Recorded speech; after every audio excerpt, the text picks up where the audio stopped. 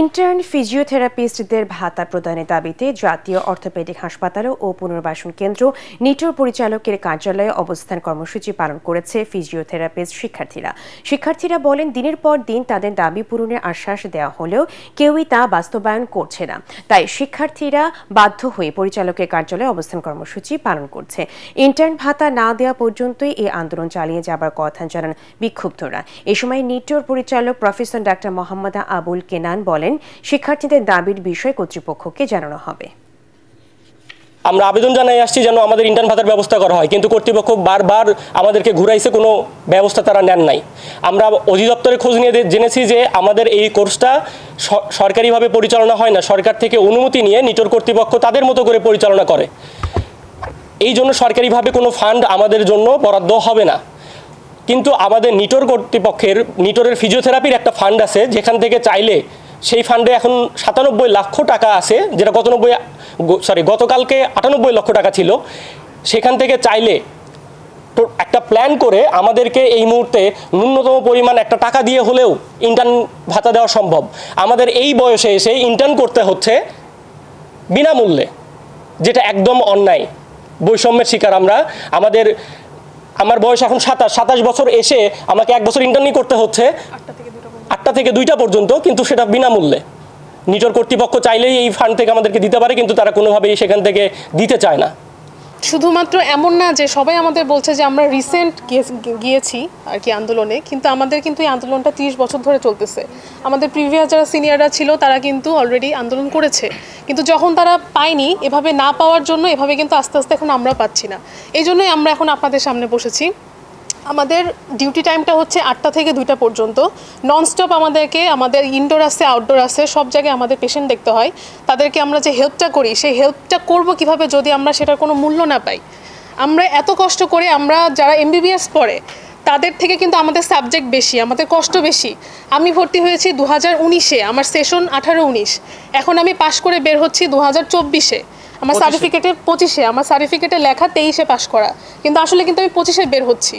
তাহলে এই যে আমি আমার লাইফের পুরো 6-7টা বছর দিয়ে দিলাম, সেটা কেন দিলাম? আমি যে ইন্টার্নটা করব, আমার ভেতর থেকে ইচ্ছাটা আসবে কিভাবে আমি যদি সেটা কোনো উপযুক্ত ভাতা না পাই? টিচাররা তো আমাদেরকে টিচিংও করবে না যদি তাদের কোনো অনারিটা যদি না পায়, তাহলে আমি কেন সামান্য পরিমাণে অনারিটাও পাবো না? সেটাই আমাদের কর্তৃপক্ষকে আজকে বলা হয়েছে। তাদের যে ফান্ডে যে টাকাটা ছিল, আমরা বলেছি অস্থায়ীভাবে আপাতত শুরু করার জন্য, এবং সরকারি যে প্রসেসটা আছে, অ্যাডমিনিস্ট্রেটিভ লেভেল থেকে যে প্রসেসটা আসবে সেটা চলতে থাকবে, হয়তো সেটা পরের বছর থেকে শুরু হবে। কিন্তু আমাদের রিকোয়েস্টটা ছিল এই বছর থেকে, এই মাস থেকে, আমরা যে 25 তারিখ থেকে যাব ইন্টার্নে, তারা অ্যাটলিস্ট শুরু করুক। কিন্তু সেটাও তারা শুরু করতে চাচ্ছে না। তারা অনেক ধরনের বাহানা করে বলতেছে এটা তাদের হাতে নেই, কিন্তু তারা সেটা ইচ্ছা করলেই পারে। যে যুক্তিটা দেখাচ্ছে আর কি, আমাদের একটা ট্রেজারি খাত আছে আর কি, এই অ্যাডমিশন খাত, এটা থেকে নাকি তারা আমাদের ইন্টার্ন ভাতা দিতে পারবে না, এটা নাকি মন্ত্রণালয় থেকে অ্যাপ্রুভ নিতে হবে। কিন্তু এই খাত থেকে তারা আমাদের যে গেস্ট টিচার আছে তাদের বেতন দিচ্ছে। কয়েকদিন আগে তারা গেস্ট টিচার নিয়োগ দিচ্ছে, নিয়োগ দেওয়ার পর ওইখানে তাদেরকে হচ্ছে পার ক্লাসের জন্য 500 টাকা দেবে। এরকম তার অফিস সদস্যের মাধ্যমে যদি দিতে পারে, তাহলে আমাদের কেন দিতে হবে না? সেই জন্য তো তাদের তো মন্ত্রণালয়ে অনুমতি নিতে হয় নাই। আর দ্বিতীয়ত আমাদের হচ্ছে এই যে ইন্টার্ন ভাতার যে পেপারটা আসছিল, এটা 3 মাস হয়ে আসছে, তারা এই পেপারটা লুকায় রাখছে, আমাদেরকে একবারের জন্যও জানে নাই যে এখানে আমাদের এরকম কোনো পেপার আসছে। তারা প্রত্যেকটা মুহূর্তে আমাদের সাথে তাল বাহানা করে, আর যখন আমরা যাই ঠিক আছে আমরা তোমাদের সাথে আসি, তোমাদের সাথে একমত, যৌক্তিক স্বাস্থ্য শিক্ষা এবং স্বাস্থ্য সেবায় আমাদেরকে পাঠিয়ে দেয়, তখন তারা তাদের মতো বলে এই কোর্স তো আমাদের এখান থেকে চলে না, তোমরা নিটোরের অথরিটির কাছে দাও। যখন আমরা নিটোরের অথরিটির কাছে আসি, তখন তারা বলতেছে এটা আমাদের কাজ না, আমরা তোমাদের গার্ডিয়ান না। প্রকৃতপক্ষে তারাই আমাদের গার্ডিয়ান, কারণ স্বতন্ত্রভাবে এই কোর্সটা আমাদের এখান থেকে চলে। ফিজিওথেরাপি যারা আছে এই প্রতিষ্ঠান বা অন্যান্য প্রতিষ্ঠানে আমার জানা মতে এরকম কোনো বাধা দেওয়ার প্রভিশন নেই। এখানে যারা ভর্তি হয়েছে এতদিন তাদের ছিল না।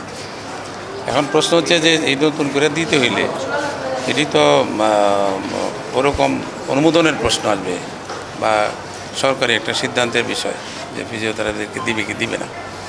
অতএব এই ধরনের কোনো যদি না হয়, তা আমাদের তো দেওয়ার সেরকম কোনো সত্যিকার অর্থ আমাদের এখতিয়ার বইয়ের কথা। ও তাদের কথা আমি বলছি যে বিষয়গুলো নিয়ে ঊর্ধ্বতন কর্তৃপক্ষকে আমরা চিঠি দিব এবং আমরা প্রয়োজনে কথা বলবো। যদি তারা এটা মনে করে যে কোনো কিছু করার সুযোগ থাকে, তাহলে তারা সেটা করবে। এইটুকু হইল আমাদের বক্তব্য। এবং আমি অনুরোধ করবো ছাত্রদেরকে শান্ত থাকার জন্য, কারণ যে কোনো আর্থিক বিষয়টা তো এরকম বসে বললে সমাধান হবে সেটা না।